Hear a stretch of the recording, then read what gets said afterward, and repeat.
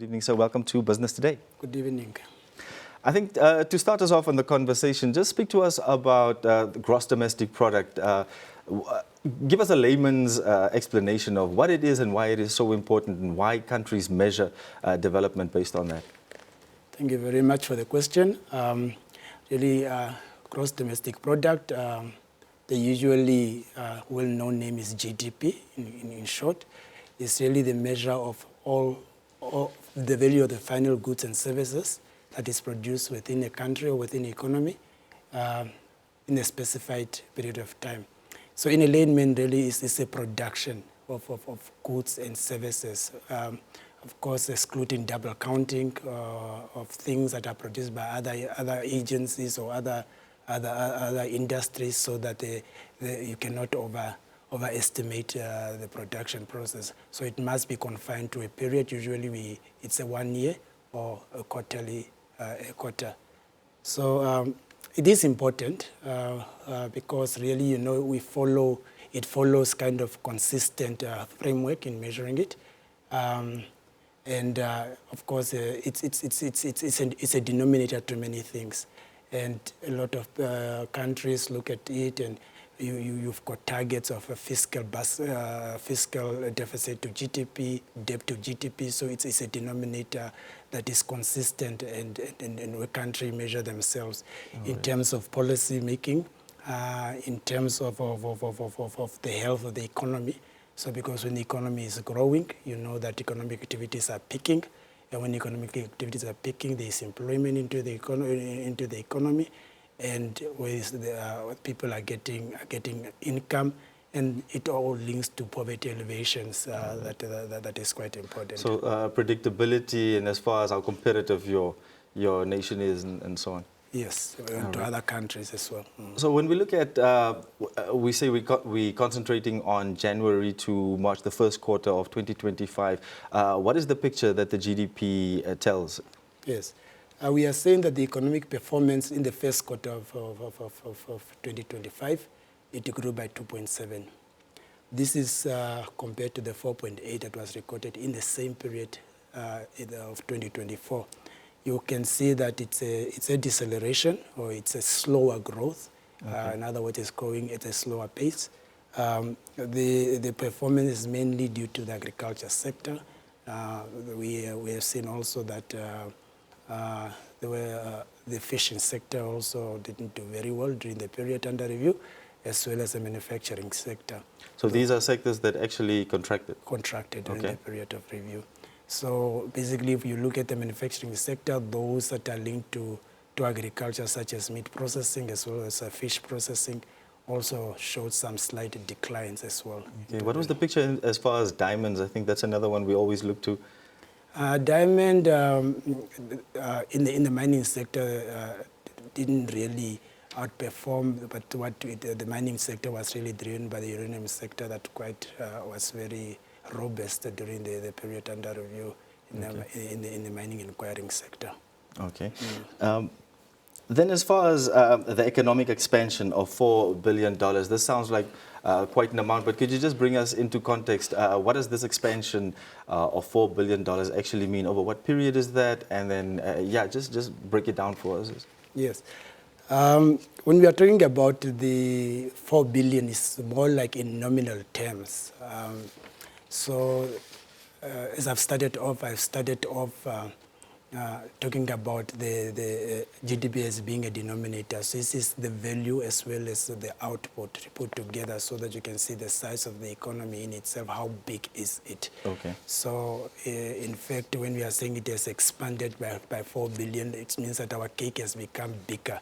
And this has got impact per capita. It has got impact on those that I've named before, ratios that are quite immeasurable. Okay, so more sectors involved, deeper involvement in sectors. You just break us down. What does that look like in the market and on the ground? So for the 4 billion, we are seeing expansion in wholesale and retail trade.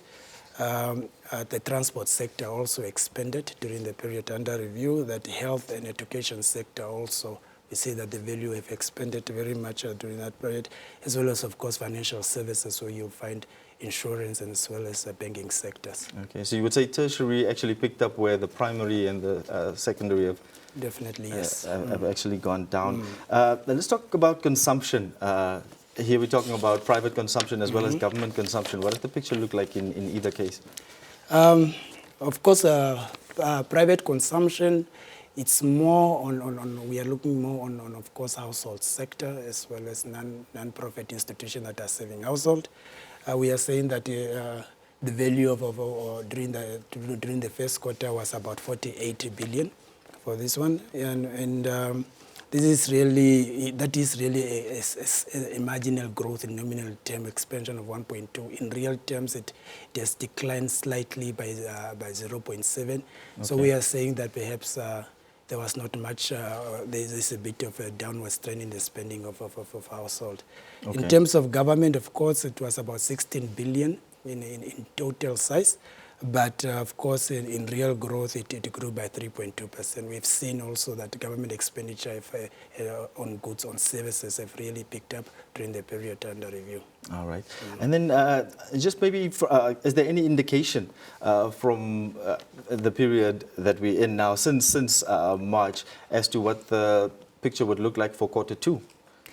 Well, the NSA does not really look into the projection.